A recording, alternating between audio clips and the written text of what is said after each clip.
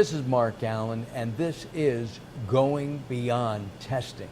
I'm with Sandra Lee, the CEO of NJ Labs, and we're going to take a look now at what NJ Labs has become and where they are going in the future. Sandra, thanks for spending some time with us. The basic thought here is, what is NJ Labs today? We're not affiliated with big pharmas or anything like that, but we test for companies who want to manufacture products, especially consumer products like supplements, nutraceuticals. Like if you're a bodybuilder, you're taking protein, we test those kind of products. We also test a lot of pharmaceutical things like cough medicine or things that you would take for migraine headaches, as well as things that are controlled substances.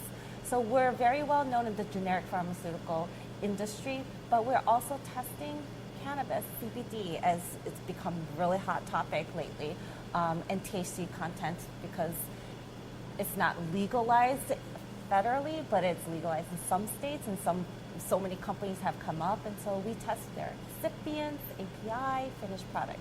Got it.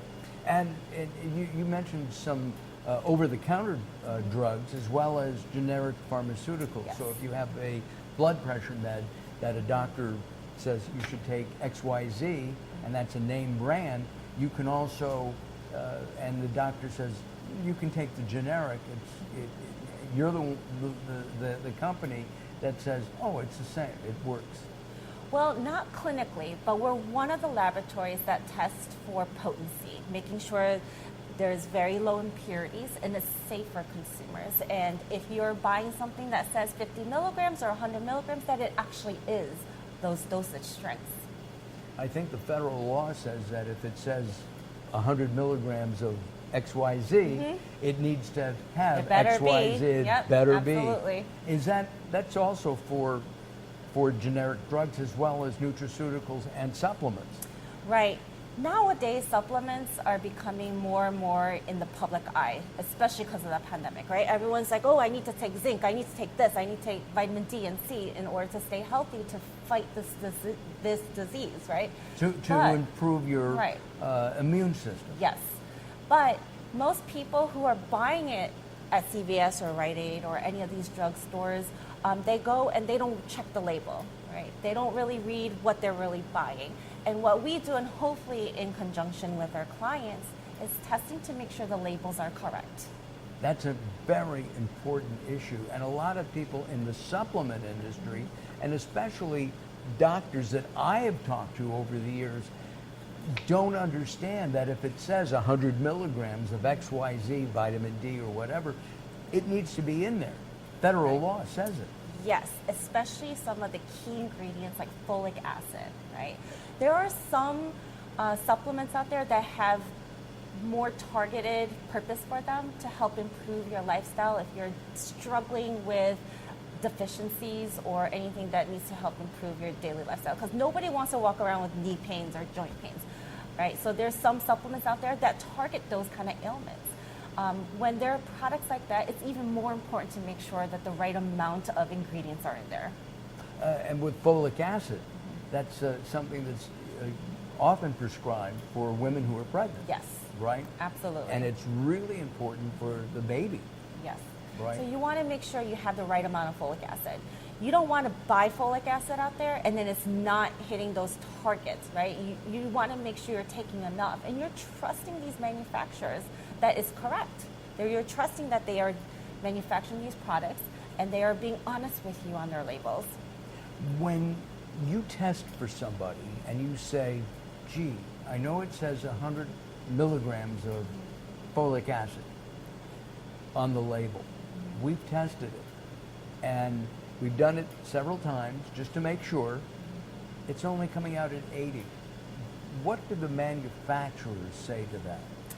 There's a couple points to that question that I would like to backtrack a little bit. Sure. I want to talk about the method, right? It's important to choose the right method when you're testing for these components, right? If you have the wrong method and you haven't, all these formulas are different, you want to make sure the method is appropriate for your product and what you're looking for. So that process is called verification. If you skip the verification, you're not sure if it's accurate, you're not sure if it's precise, and you want to make sure that the companies, the testing laboratories, are using those type of methods. And if they're not, these manufacturers should be talking to these third-party laboratories. Hey, what kind of method are you using? Can you verify it to ensure that we're going to have consistent results? Right? So the manufacturer should go back and work with these third-party contract laboratories. How does NJ Labs differ in their approach than other contract labs?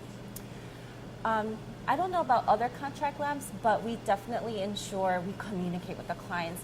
We have a method, but we've never tested your product. We highly recommend verification. We highly recommend that making sure our method that we have in-house is appropriate for your product. And we work with them on that development process. We also invite them to come in and audit us, because they should really come and see who we are and what we do. They shouldn't just blindly trust us. We're actually shooting today in the main chemistry lab Yes. at NJ Labs. You must have, I would assume, millions of dollars worth of equipment throughout this building. I mean, I saw some microscopes upstairs, and there's, I mean, it's just amazing what you've got here. We have a lot of high-tech instrumentation, but for sensitive and accurate methods, you do want the higher technology. You want better equipment, right? Because the better the equipment, the more accurate you can get, the lower you can go, and we can perform a lot of different types of methods. And it becomes easier because you don't want to have to fight the instrument to get it to work. You want it to work well to start with. And we do a lot to make sure that it stays calibrated, it stays qualified, and it's consistent. And you have, I mean, we see a couple of guys working today in the background every now and then. You have scientists here, not just high school graduates. Right. We have people, we highly encourage education. Even if you've been in this industry for 10, 15, 30 years, we highly encourage people to continuously go beyond and learn. Because there's so much out there, we continuously encourage them to attend seminars and conferences. But we're always working as a team. We're always coming up with different ideas, and they're very good at critical thinking skills. You can have the knowledge, and you can be the person that's technical, but it's really hard to bridge the gap between the two, and I feel like our team really has that capability really well. I know that you told me that one of your guys spent 2 days of intensive work Yep. at, I think it was heavy metals. Yes. Right? And heavy metals, we're going to talk about that in another episode. Heavy metals are really important to know if there's, lead and mercury in a supplement, for example. Yes, definitely. He's been working on this instrument, testing for heavy metals and minerals, other minerals as well, for many years, but sending him to that boot camp for 2 days was still worth it because he still learned so much. So you can never know enough, I feel like, in this industry. And he came back and shares that information and knowledge with Yes. the rest of the chemistry staff, the testing they staff. You also test cosmetics. Tell us about that.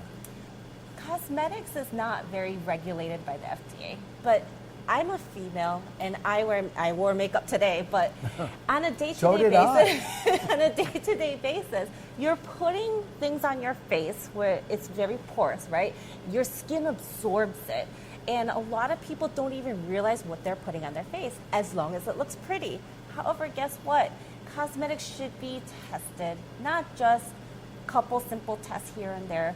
But if you're going to wear it on your face, especially around the eye area or your eyebrows, and your skin is absorbing it from adults to kids, it should be tested for materials like heavy metals, impurities, and making sure that when you're putting it on your face that it's safe, like microbes, right? You don't want a product that could potentially grow yeast and mold on your face. Oh my, I didn't realize that you could do that. And of course, growing up, my kids always thought it was kind of interesting because I was the only dad on the block who wore makeup on a regular basis doing TV and news like I've done. We're going to come back and take a look at some of the industries that NJ Labs works in. We're going to be doing that as our series Going Beyond Testing continues. I'm Mark Alyn, along with the CEO of NJ Labs, Sandra Lee. We'll be back very soon. If you want information on NJ Labs for your company, for your product, visit us at the website that's on the screen right now.